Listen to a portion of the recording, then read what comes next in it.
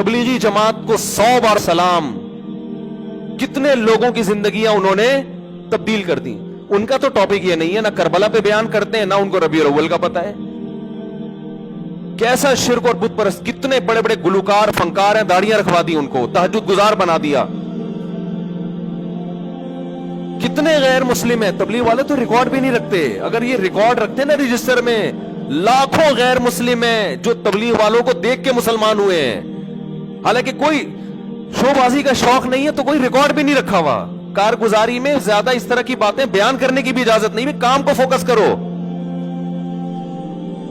तो जो अमली जिंदगी वाले लोग हैं उनका लाइफ स्टाइल कुछ और होता है, बातें करने वालों का स्टाइल कुछ और होता है। देखने में आपको बातें करने वाले पढ़े लिखे लगेंगे, लेकिन अमली जिंदगियां तब्दील करने वाले कोई और होते हैं।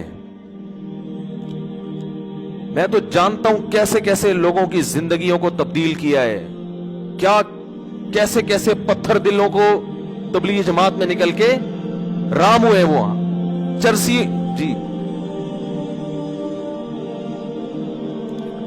तो कितने लोग हैं दुनिया में जिनको हम जानते हैं, ऐसे लड़कों को जो कत्ल किया करते थे, जो शराब पिया करते थे, तबलीग में वक्त लगाकर उनकी जिंदगियां चेंज हो गई। अगर उनको किसी ऐसे खतीब के महफिल में ले जाके बिठा देते कि वो बयान कर रहा है, जनाब इस पे करबला पे बयान कर रहा है और हज्जाज बिन यूसुफ पे रिपोर्ट पेश कर रहा है, बनु मैया पे रिपोर्ट पेश कर रहा है, ये लोग शराब छोड़ते? ये इसी में उलझ के रह जाते। हदीस में दुआ सिखाई है, अल्लाहुम्मा इन्नी अऊज़ु बिका मिन इल्मिन ला यनफा। अल्लाह ऐसे इल्म से पनाह मांगता हूं जो फायदा ना पहुंचाए। तो हमारी पैदाइश का मकसद ये है कि तुम में से अच्छा अमल कौन करता है। कोई शख्सियत मकसूद नहीं, अमल मकसूद है। देखो किस कदर इस्लाम में शख्सियत परस्ती की नफी है, उसकी मैं एक मिसाल आपको देता हूं सही हदीस से। बहुत टेक्निकल मिसाल है, इसको खूब अच्छी तरह समझें। कुरान मजीद में सूरह तौबा में अल्लाह ने ग़ज़वा तबूक का वाक़या बयान किया, जिसमें कुछ 3 मुखलिस सहाबा पीछे रह गए थे। कोई उज़र नहीं था उनको, लेकिन वो जंग में शरीक बोलो ना नहीं हो सकता। बहुत से मुनाफिकीन भी पीछे रह गए। जब नबी सल्लल्लाहु अलैहि वसल्लम ग़ज़वा तबूक से वापस आए तो मुनाफिकीन ने नबी सल्लल्लाहु अलैहि वसल्लम को खुश करने के लिए झूठ बोल दिया, ताकि नबी आप पे नाराज ना हो, नबी को तकलीफ ना हो। अगर वो ये कहते ना हमें कोई उज़र नहीं था फिर भी हम पीछे रह गए, तो उन्हें पता था नबी को इससे क्या होगी, तकलीफ होगी।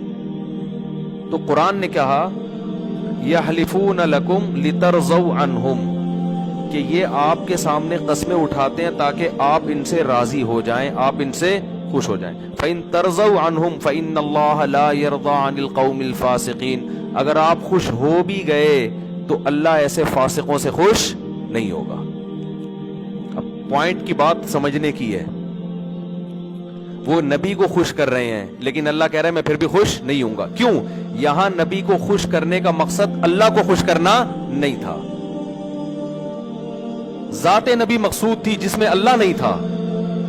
तो इसमें बता दिया गया कि नबी को खुश करना भी जब सवाब है, जब उस खुश करने का मकसद किसको खुश करना हो, अल्लाह को खुश करना हो। तो इस्लाम में पहले कौन है? अल्लाह है।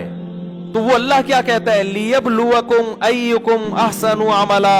उसने तुम्हें पैदा किया है इसलिए नहीं कि तुम्हें हिस्ट्री में बहुत जबरदस्त महारत हासिल हो जाए, इसलिए नहीं कि तुम्हें एक एक बनु मैया का पता चल जाए कौन कितना खराब था और कौन कितना नेक था, और बनु अब्बास का पता चल जाए। इसलिए पैदा किया लियब्लुवकुम, वो तुम्हें आजमाना चाहता है, अय्युकुम अहसनु अमला, तुम में अच्छा अमल कौन करता है। आप कह सकते हैं भाई अच्छा अमल यही है जो हम कर रहे हैं, बहुत अच्छा अमल है कि हमने अवाम को उलझा दिया है इन मसाइल में, बहुत अच्छा अमल है। अवाम पहले गलत समझ रही थी, हमने सही समझा दिया अवाम। तो कुरान ने इसको भी कहा है कि अच्छा की डेफिनेशन वो है जिसको कौन अच्छा कहे, अल्लाह अच्छा कहता है जिसको। अल्लाह उसके रसूल ने जिस अमल को अच्छा कहा, अल्लाह उसके रसूल ने उस अमल को अच्छा कहा है जिसका हमारी प्रैक्टिकल लाइफ से ताल्लुक है। एक तो इस्लाम के बेसिक अकीदे हैं, तौहीद, रिसालत, फरिश्तों का वजूद, ये तो बेसिक हैं। جس کو ہم ایمان مفصل اور ایمان مجمل میں پڑھتے ہیں. اس کے علاوہ کوئی بیسک عقیدہ نہیں ہے اسلام میں. باقی وہ نظریہ جس کا عمل سے تعلق ہو اس کو فوکس کرنا پڑے گا. عمل کسے کہتے ہیں؟ قرآن نے الحمد سے لے کے والناس تک اتنے آرڈر دیے ہیں کہ اگر آپ ان آرڈر ہی کو پورا کر لیں، میں کہتا ہوں اس سے اچھا انسان دنیا میں پھر وجود میں نہیں آ سکتا. آپ کے پاس ٹائم کہاں ہے ان کو پورا کرنے کے لیے؟ قرآن کہہ رہے تعالوا اتل ما حرم ربکم علیکم. دیکھو مشرکین مکہ بھی نا اپنی چند مذہبی رسومات کو لے کے بیٹھ گئے تھے اور وہ یہ سمجھتے تھے کہ اس سے کون خوش ہوتا ہے؟ اللہ خوش ہوگا. قرآن نے جگہ جگہ نفی کی.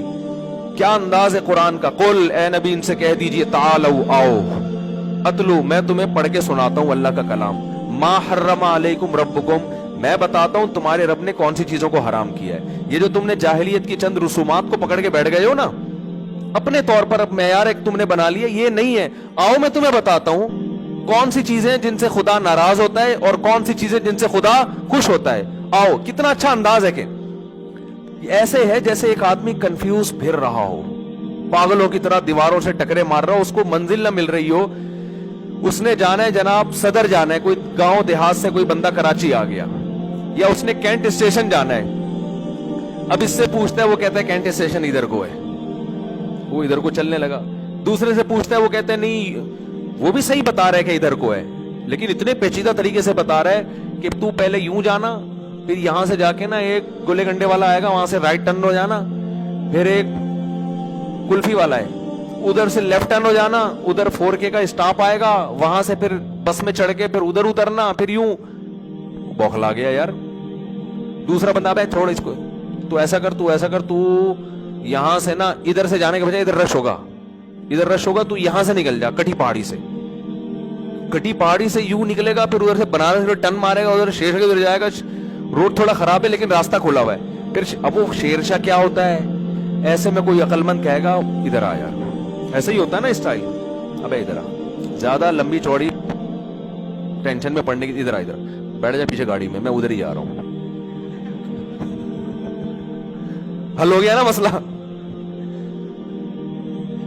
ہاں تبلیغ والے یہی کرتے ہیں کہ ابے تو چھوڑ دے ان مناظروں میں بحثوں میں، 3 دن لگا لے، انسان کا بچہ بن کے واپس آ جائے گا. لگا لے ہمارے ساتھ.